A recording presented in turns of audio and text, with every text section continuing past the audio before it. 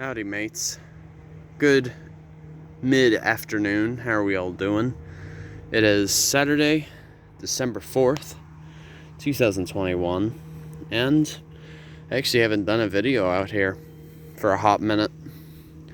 This is out at the Stump Pass Beach State Park near Englewood, Florida, and noticeably as I was walking about on this pristine sand and rather cool, notice this guy right here.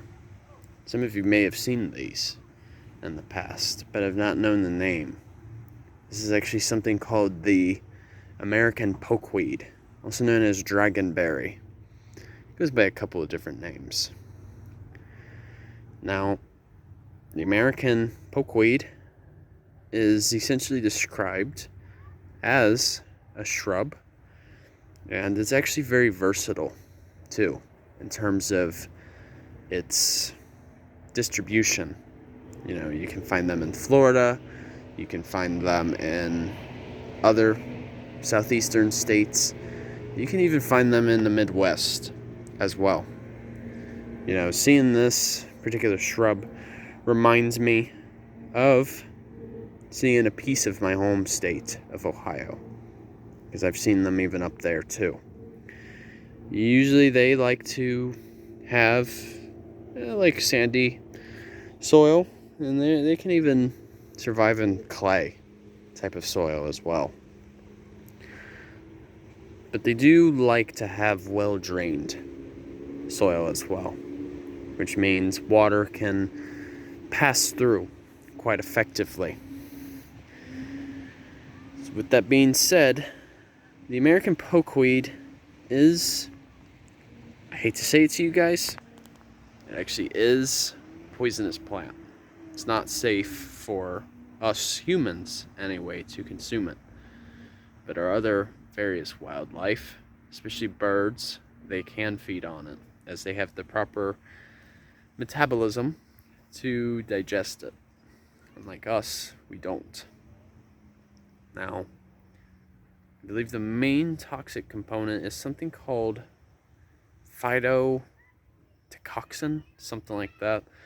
I'll be sure to actually provide it in the link description, because I know it had like a bit of a longer name, but the actual pronunciation of it I can't recall.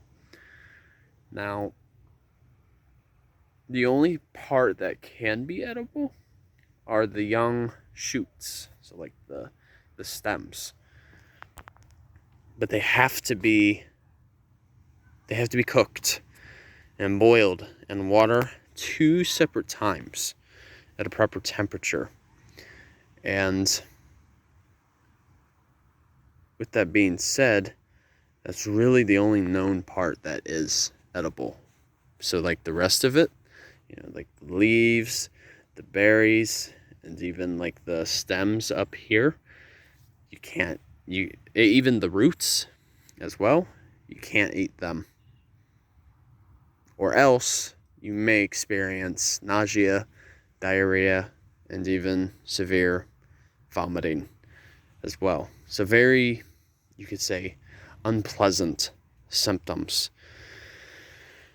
Now they're characterized typically by having these very dark berries. As you can tell, they almost look like blueberries, but rest assured they are not the same thing. And these are actually a little smaller than blueberries, but actually like the inside of the berry is a lot darker. It's more of like a black, whereas a blueberry, it has that green appearance. But they are indeed a valuable source for wildlife. See, yeah, it's kind of, you can see sort of like the dye. And actually, since I'm speaking of the dye, it's actually been used in the past by, you know, our colonist settlers as a means of, I'm trying to remember, they used it to dye their tea or something of the sort. They used it to, you know, provide a darker color to a particular beverage that they would have at the time. I believe it was tea, to be specific. Usually, as you can see, it kind of has like a rakim type of system. So it has a very towering structure. And you can just see like there are a high number of shoots coming off from the stem as well. But it looks like already a lot of these berries have already fallen off and have already been picked by the wildlife. But yeah, please keep in mind that the American pokeweed is poisonous to us. Now, it's often believed that it can act as an invasive plant if it's not cared for properly, pruned or removed effectively.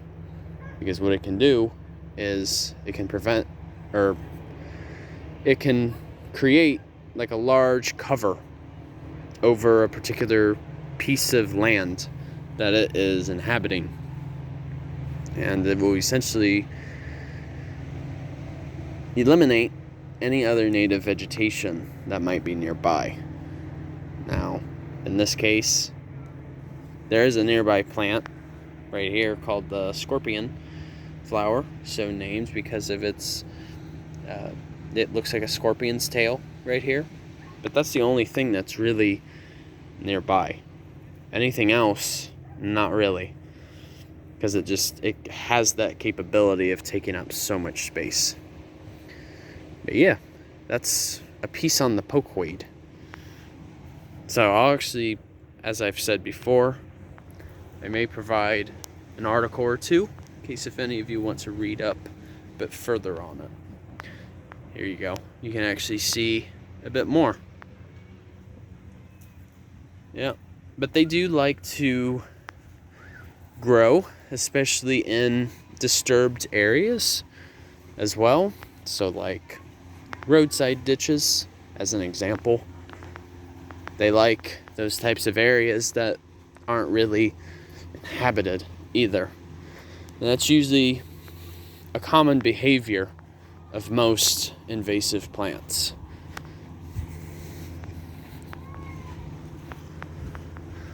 Just want to provide you guys a view real quick while I'm here. So as you can see, as I've mentioned before in past videos, Stump Pass is basically on a barrier island. So you have the Lemon Bay to my right, or to the east, and to my left, you have the Gulf of Mexico, which is our closest thing to the ocean. To my left. Yep.